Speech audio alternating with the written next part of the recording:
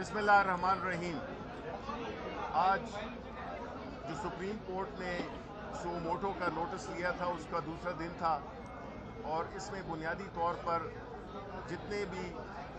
Stake holders हैं जो कि इस सो मोटो केस के बारे में उनकी कंट्रीब्यूशन या उनकी राय शामिल करना एक अहम जुज़्व है। तो आज की जो कार्रवाई हुई उसमें जो सबसे अहम तरीन जुमला था जो कि चीफ जस्टिस साहब का था और वो ये था कि आईन दरवाजे पे खटखटा रहा है।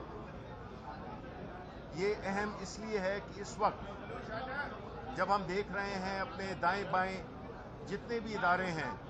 वो मफलूज हो गए हैं। इस वक्त एक ही इदारा रह गया है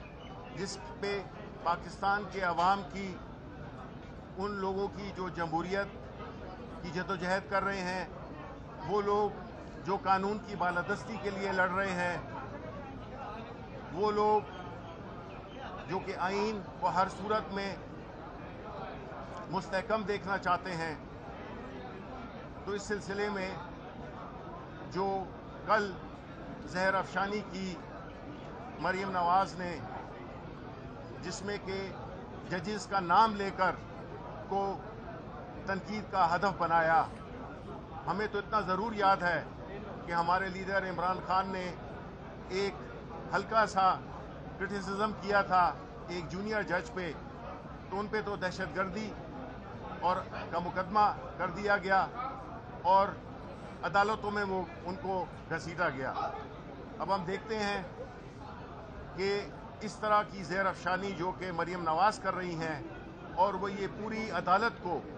कंट्रोवर्शियल बनाने की नाकाम कोशिश कर रही हैं। हमारा कोई जज फेवरेट नहीं, हम सुप्रीम कोर्ट बहैसियत इदारा उस पर यकीन रखते हैं। कोई इनकी मर्जी, कोई भी जजेस आ जाएं, हमें उससे कोई गर्ज नहीं है, हमें कोई एतराज़ नहीं है। लेकिन देखना सिर्फ यही है कि आईन में जो शिकें बिल्कुल वाज़ेह हैं, जिसमें कि 90 दिन के अंदर इंतखाब कराना है, उसमें अगर कोई तब्दीली चाहता है तो नेशनल असेंबली और सेनेट में से 2/3 मेजॉरिटी के साथ अमेंडमेंट कर लें